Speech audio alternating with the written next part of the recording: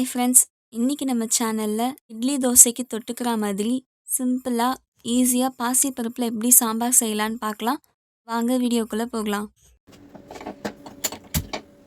First ஒரு pressure குக்கரில் கொஞ்சம் தண்ணி சேர்த்துட்டு தண்ணி சூடான உடனே 10 நிமிஷம் முன்னாடி ஊற வச்சிருந்த பாசிப்பருப்பை சேர்த்துக்கலாம். அது கூடவே நறுக்கி வச்ச கேரட்டையும் சேர்த்துக்கலாம். இது கூட 10 பல் பூண்டையும் சேர்த்துட்டு 4 பச்சை மிளகா முழுசாக போட்டுடலாம். 1 ஸ்பூன் மஞ்சளையும் சேர்த்துட்டு நம்ம நல்லா மிக்ஸ் பண்ணி விட்டுடலாம்.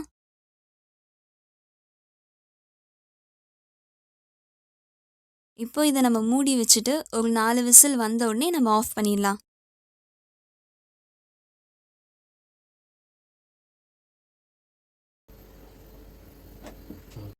இப்போ ஒரு பாத்திரம் வச்சுட்டு பாத்திரம் சூடான உடனே அதில் 3 ஸ்பூன் கடலெண்ணெயை சேர்த்துக்கலாம். இன்னும் நல்லா சூடான உடனே 1 ஸ்பூன் கடுகு சேர்த்துக்கலாம். கடுகு பொரிஞ்சு வந்த உடனே 2 ஸ்பூன் சீரகத்தை சேர்த்துக்கலாம். இப்போது இது கூட 15லேருந்து 20 சின்ன வெங்காயத்தை சேர்த்துக்கலாம்.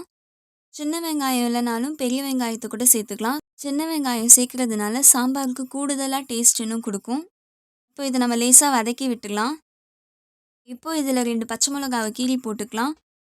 4 காஞ்ச மிளகாவை கிள்ளி போட்டுக்கலாம். இது கூடவே ஒரு துண்டு இஞ்சியை நறுக்கி சேர்த்துக்கலாம். இப்போ இது எல்லாத்தையும் சேர்த்து நம்ம நல்லா வதக்கிக்கலாம். இஞ்சியோட பச்சை வாசனை போகிற வரைக்கும் வெங்காயத்தோட கலர் மாறுற வரைக்கும் நம்ம நல்லா வதக்கிக்கலாம்.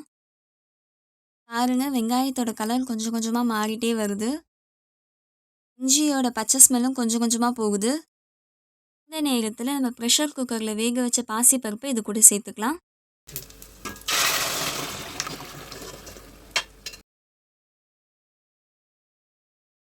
இதுக்கு தேவையான அளவு உப்பையும் நம்ம இப்போ சேர்த்துக்கலாம். மிக்ஸ் பண்ணி விட்டுக்கலாம்.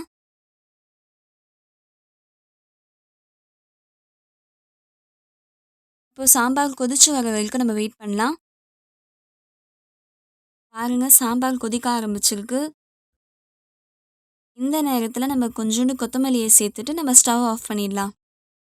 அவ்வளோதான், டேஸ்டியான பாசிப்பருப்பு சாம்பார் ரெடி ஆயிடுச்சு. இதை சுட சுட இட்லி தோசைக்கு வச்சு சாப்பிட்டோன்னா ரொம்ப நல்லாயிருக்கும்.